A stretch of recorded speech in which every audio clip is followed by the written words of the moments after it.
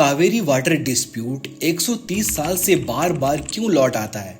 सबसे पहले हम कावेरी रिवर को समझते हैं। ये नदी इतनी इम्पोर्टेंट क्यों है?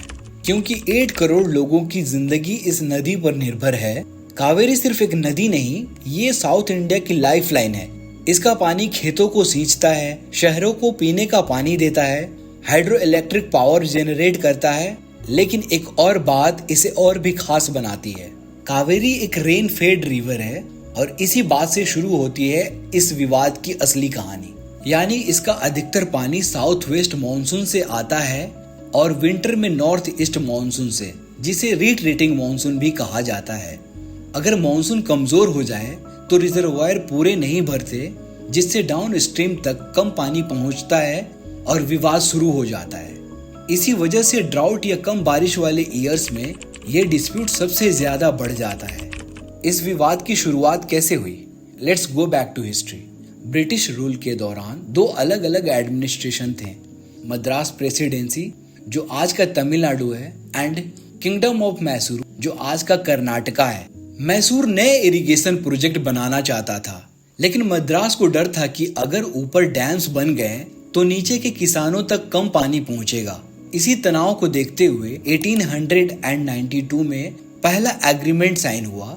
इस एग्रीमेंट के मुताबिक मैसूर बिना मद्रास के परमिशन के बड़े इरिगेशन प्रोजेक्ट नहीं बना सकता था। उस समय के लिए ये विवाद कुछ हद तक शांत हो गया, लेकिन ये डिस्प्यूट खत्म नहीं हुआ। इसलिए 1924 में दूसरा एग्रीमेंट साइन किया गया। ये एग्रीमेंट 50 साल यानी 1974 तक के लिए था। इस एग्रीमेंट के तहत मैसूर को कृष्णा राजा सागर डैम बनाने की परमिशन मिली, जबकि मद्रास प्रेसिडेंसी के इरिगेशन हितों को भी सुरक्षित रखा गया। ब्रिटिश सरकार को लगा कि ये विवाद हमेशा के लिए खत्म हो गया, लेकिन असल कहानी तो अभी शुरू होनी बाकी थी। 1947 में भारत आजाद हुआ, राज्यों की सीमाएं बदली, नई सरकारें बनी और धीरे धीरे 1974 आ गया। 1974 में 50 इयर्स एग्रीमेंट की वैलिडिटी खत्म हो गई। कर्नाटका ने कहा अब पुराना एग्रीमेंट खत्म हो चुका है, इसलिए उसने नए रिजर्वायर्स और इरिगेशन प्रोजेक्ट बनाना शुरू कर दिया। लेकिन तमिलनाडु ने इसका विरोध किया।